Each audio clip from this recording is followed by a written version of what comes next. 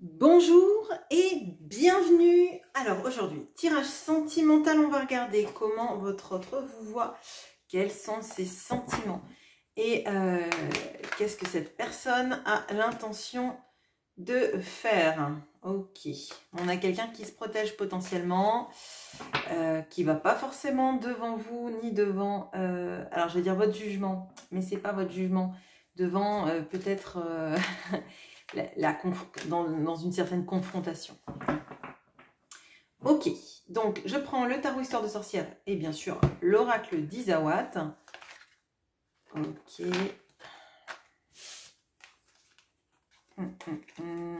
Ok, bon. On va voir ça. Peut-être que votre autre se pose la question de savoir si vous avez quelqu'un dans votre vie et que vous passez du bon temps avec cette personne. Quand je dis du bon temps, c'est des sorties, des choses comme ça. Allez, comment cette personne vous voit? Alors, potentiellement, je vais dire il. Je vous demande d'adapter si votre autre est une femme. Ses sentiments pour vous.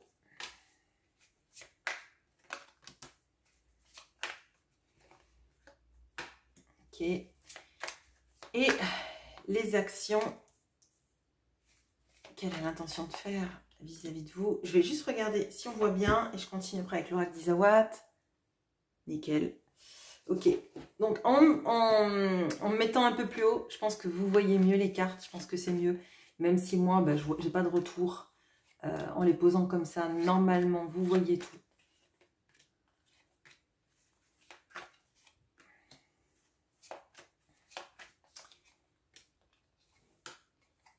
Et voilà, alors, comment cet autre vous voit? On a le 8 de coupe et l'emprise, ok. On a le cavalier de denier et l'aurore. Le hiérophante et l'action. Ok, alors, votre autre vous voit très clairement comme quelqu'un qui a attendu pendant longtemps qu'une situation se débloque. Peut-être qu'on fasse justice à l'amour que vous aviez, à la relation dans laquelle vous avez mis beaucoup d'énergie. Et là, votre autre vous voit clairement en train de tourner le dos à cette relation amoureuse et surtout, je dirais, à l'emprise qu'avait cette relation amoureuse sur vous. Alors, quand je dis l'emprise, je ne parle pas forcément de quelqu'un qui était toxique. Mais je parle des comportements, voyez, et du lien amoureux dont on n'arrive pas à se détacher, du fait de penser toujours à quelqu'un et de ne pas arriver à se l'enlever de la tête, par exemple. Donc, cette autre personne, elle voit que vous tournez le dos à ça. Et vous allez chercher le 2 de coupe, hein, parce que c'est ça, le 8 de coupe. On va chercher le 2 de coupe, donc la personne qui est faite pour nous, qui nous rend heureux, qui est dans une sorte de forme de réciprocité amoureuse, un amour fluide, un amour dans lequel on n'a pas besoin de se poser 50 000 questions, savoir pourquoi l'autre n'appelle pas, combien de temps il faut pour envoyer un message, est-ce qu'on doit attendre pour envoyer un message, est-ce qu'on doit être dans notre vérité, est-ce qu'on doit omettre certaines choses, etc. Bon, ok. Effectivement, cette autre personne vous voit sur un renouveau amoureux. On a cette notion-là de la détermination. Hein. Le cavalier de Pentacle, c'est celui qui met le plus longtemps à arriver, mais c'est celui qui arrivera toujours à la fin, parce qu'en fait, il a mis tellement de temps à étudier son itinéraire qu'il connaît le moindre caillou de la route. Hein. Donc là, votre autre voit, en plus j'ai la notion de l'aurore, voit que vous êtes en train de démarrer votre chemin. Vous l'avez déjà amorcé en tout cas, mais c'est pour quelque chose de totalement nouveau. Pour moi, c'est à l'aune d'une rencontre, ou en tout cas d'une perspective de rencontrer quelqu'un avec qui ça match totalement. J'ai la notion du hiérophante avec l'action. Pour moi, vraiment, je le ressens comme ça. C'est rechercher quelque chose de plus équilibré. C'est rechercher surtout quelqu'un qui s'engage avec vous, d'accord? Parce que dans le hiérophante, on a la notion de l'engagement. Là, je le ressens plutôt, vous voyez, l'engagement et pas forcément le dogme, mais quelque chose de plus équilibré dans lequel, en fait, vous pouvez parler des choses, vous pouvez construire des choses et surtout quelque chose, une relation, pardon, où il y a de l'action, d'accord? Il n'y a pas un vide immense, il n'y a pas une attente désespérée, etc. Donc là, votre autre vous voit dans un renouveau, très clairement, amoureux ou alors en marche vers une relation amoureuse. Alors, c'est potentiellement une peur. Ça peut être aussi, vous voyez, typiquement, le fait que cette personne n'ait pas forcément entretenu la relation, qui fait qu'elle s'imagine que vous, forcément, vous êtes en train de vous détourner. Peut-être parce que vous nourrissez moins la relation, vous ne lui envoyez plus de messages, vous venez plus peut-être le ou la relancer, d'accord? Donc, forcément, dans ses peurs, elle a ce warning-là qui s'allume et elle se dit, bon ben, elle est forcément sur une autre relation parce que sinon, elle continuerait ou il continuerait dans le même schéma de me relancer, d'essayer de me parler, m'envoyer des messages auxquels je réponds ou je ne réponds pas selon ma situation, etc. Ok. Les sentiments que cette personne a pour vous. C'est marrant parce que, vous voyez, quand j'ai eu cette position-là, peut-être du lotus, je sais pas. Alors, je sais qu'il y a des personnes qui font du yoga sur cette chaîne, si vous voulez me dire. Je sais pas si c'est pas l'arbre ou quelque chose comme ça. Ça c'est lotus, il me semble. Bon, bref. Et donc, quand j'ai vu celle-là, j'ai levé la tête et j'ai vu ma boîte qui était juste là et la carte revient. Bon.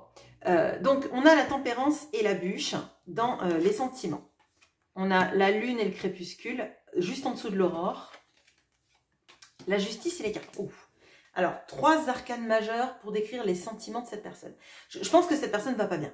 Je vous le dis clairement, et elle va pas bien en grande partie parce qu'elle a tellement pas mis d'action, elle a tellement été serrée, engoncée dans ses peurs, que finalement elle n'a pas nourri la situation comme il fallait, et que maintenant que vous partez, maintenant que vous, votre énergie, elle est portée vers l'avenir, je dirais, votre avenir amoureux, votre avenir personnel, forcément là ça appuie, mais sur tous les leviers d'action. Bon.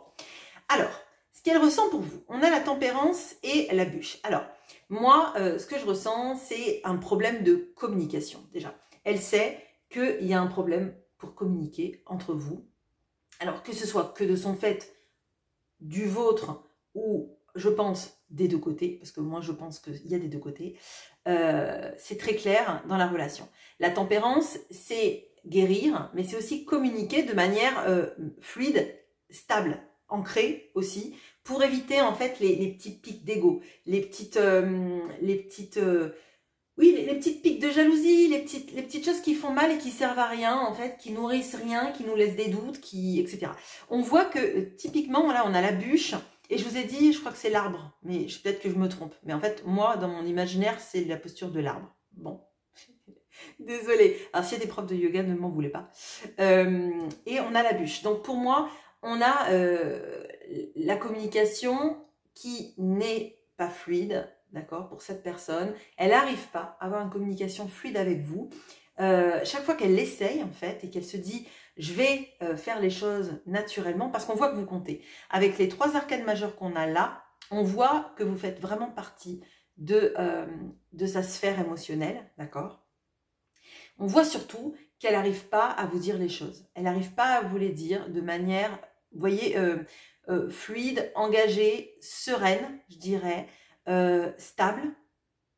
Donc, on est toujours dans ça. On est toujours dans une sorte d'entre-deux désagréable. Elle a envie de dire les choses, elle ne les dit pas, et finalement, ça peut même se terminer en conflit, en vexation, en silence, vous voyez, on n'est pas capable en fait de dire les choses, il y a toujours un obstacle dans la communication. Et c'est dans la communication principalement des sentiments. Mais moi ce que je ressens, c'est que ça pèse dans votre lien, ce problème de communication. Parce qu'en fait, c'est à chaque fois en fait qu'il y a des bonnes volontés, il y a toujours un moment où, j'allais dire, ça part en live, mais c'est pas très français. Ça part dans des travers, en fait, d'anciens travers. On revient à des protections, de l'ego, des dissimulations, des non-dits, des quiproquos. Vous voyez, enfin, on a vraiment ça dans votre communication. Dans les sentiments, on a aussi la lune et le crépuscule, là où elle voyait que vous étiez sur un nouveau départ avec quelque chose, un nouveau jour qui s'ouvre à vous, une nouvelle vie. Cette personne, elle est hantée par toutes les peurs qui l'ont assaillie dans cette relation. Toutes les peurs que ça se termine et qui ont fait qu'en fait, c'est comme si elle avait... alors, j'allais dire tout créé. On va pas lui rejeter toute la faute dessus. Néanmoins, on peut se dire que ces peurs ont fait qu'elle a comme précipité la chute, en fait. Qu'elle a précipité la perte d'espoir. Et malgré elle, sans doute, le fait que vous vous détourniez. Voyez, vous vous proposez autre chose, mais c'est la fin pour elle. Vous voyez, c'est cette notion-là. Donc là, elle est vraiment dans ses peurs. La lune, ça peut être la carte de l'intuition. Là, je le sens pas du tout comme ça. Je le sens plutôt comme quelqu'un qui est prisonnier de lui-même. On aurait pu avoir le 8 d'épée, très clairement. Là, c'est quelqu'un qui a peur de communiquer, de mal communiquer, qui préfère ne pas communiquer que communiquer mal. D'accord? On a quelqu'un qui a peur que ce soit fini avec vous, mais qui finalement met en place des choses, notamment avec l'absence de communication, qui fait qu'elle précipite ça. D'accord? Là, on peut avoir typiquement une blessure de rejet. Je t'abandonne pour pas que tu me rejettes. Vous voyez, c'est en filigrane, on a ça. Ok. On a la justice et les cartons. Alors, bon, typiquement, là, si on a quelqu'un qui doit quitter une situation, alors ça peut être un couple, ça peut être une vie de famille trop présente avec un entourage trop sur lui. Hein. On a la notion de quelqu'un qui devrait rendre justice à la relation et préparer une étape de plus. Donc un déménagement, une façon aussi de laisser au placard tous les vieux conditionnements, tous les vieux modus operandi, toutes les vieilles façons de faire. Typiquement, on a ça. D'accord ?